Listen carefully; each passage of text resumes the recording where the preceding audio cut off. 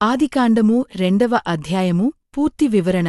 7వ రోజు విశ్రాంతి. 1 నుండి 3వ వచనం. మానవజాతి ఆరంభం. 4 నుండి 17వ వచనం. మొదటి స్త్రీ. 18 నుండి 25వ వచనం. కనుక భూమి, ఆకాశం, వాటిలోని ప్రతిదీ పూర్తయింది.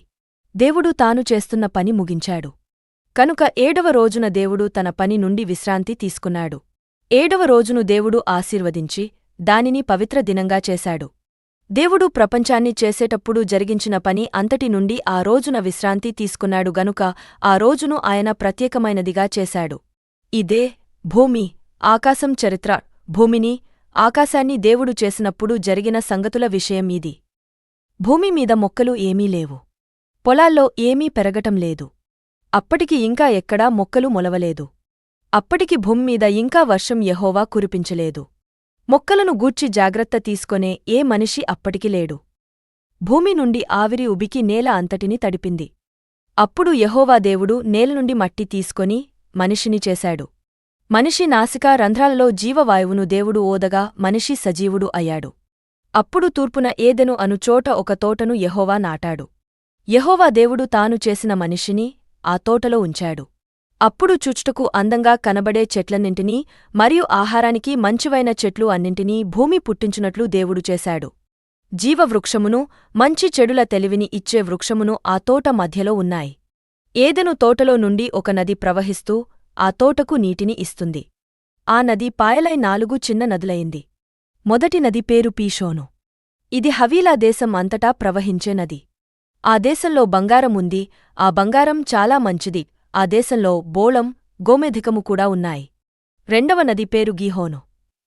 ఆ నది కూషు దేశమంతటా ప్రవహిస్తుంది. మూడో నది పేరు హిద్దెకెలు.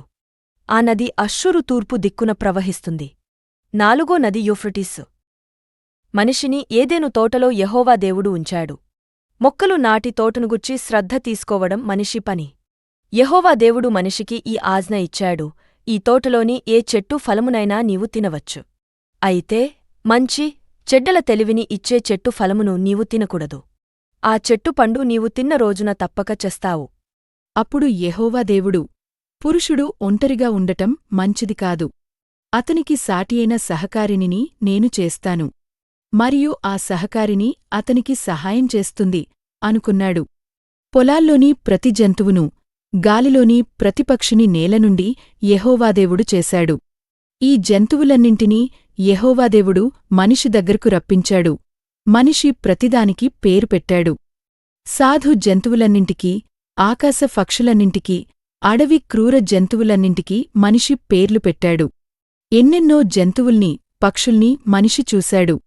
అయితే తనకు సరిపోయే సహాయంగా ఏదీ అతనికి కనబడలేదు. అందుచేత ఆ పురుషుడు గాఢనిద్ర పోయేటట్టు చేశాడు యెహోవా దేవుడు.